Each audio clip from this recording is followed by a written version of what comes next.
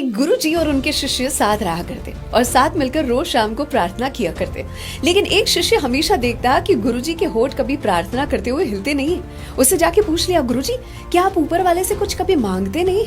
इस पर गुरुजी ने एक कहानी बताने की शुरुआत की। उन्होंने कहा कि एक बार मैं राजा के महल के पास से गुजर रहा था और राजा जी अपनी प्रजा को देखते हुए महल के द्वार पर खड़े थे। एक भिखारी उनके सामने जा खड़ा हुआ और भिखारी जो था उसके कपड़े पूरी तरह से फटे हुए थे।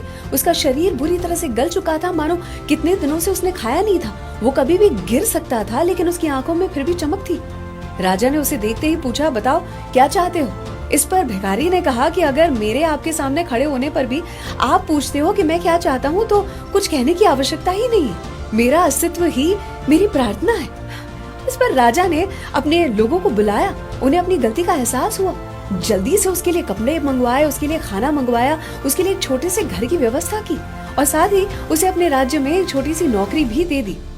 राजा ने अपनी हैसियत के हिसाब से उसकी मदद की। अगर उस भिखारी ने मांगा होता तो सिर्फ राजा उसे खाना देता। उस दिन के बाद से गुरुजी ने कहा कि मैंने ऊपर वाले से कुछ भी मांगना बंद कर दिया, क्योंकि हम जब मांगते हैं अपनी छोटी सी सोच के हिसाब से मांगते हैं और वो जब देता है अपने रुतबे के हिसाब से देता है। Always believe in God's plan.